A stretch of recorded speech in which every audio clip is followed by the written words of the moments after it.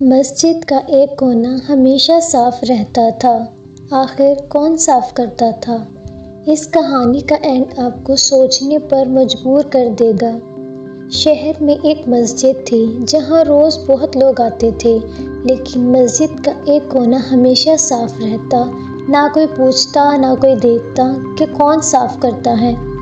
فجر سے پہلے ایک خاموش سا بندہ آتا، جھاڑو لگاتا، چپل سیدھی کرتا اور پھر بنا کسی کو دیکھے چلا جاتا۔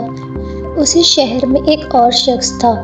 لوگ اس کا نام عزت سے لیتے، اس کی دعا پر آمین زور سے بولی جاتی، اس کے آنے سے محفل مکمل ہوتی۔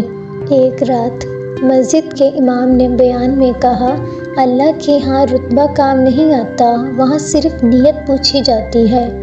مشہور شخص نے مسکراتے ہوئے سوچا، پھر تو میں بچ گیا، لوگ مجھے نیک کہتے ہیں۔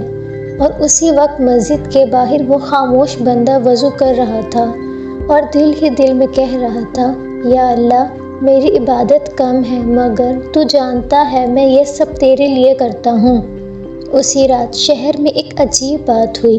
لوگوں نے دیکھا مسجد کے اندر روشنی زیادہ تھی، سکون زیادہ تھا، اور صبح جب امام نے پوچھا، مسجد اتنی صاف کس نے کی ہے، کوئی جواب نہیں ملا۔ کچھ دن بعد پتہ چلا وہ خاموش بندہ بیمار ہو کر وفات کر گیا۔ جب اس کا جنازہ اٹھایا، لوگ حیران رہ گئے، مسجد کا ہر کونا جیسے اداس تھا۔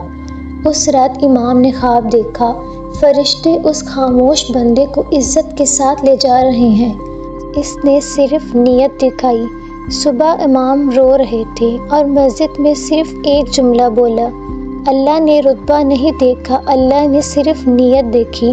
اس کہانی سے ہمیں یہ سبق ملتا ہے، اللہ لوگوں کی تعریف سے راضی نہیں ہوتا۔ اگر تمہارا عمل چھپا ہے تو گھبرانا مت، شاید وہ اللہ کے ہاں چمک رہا ہو۔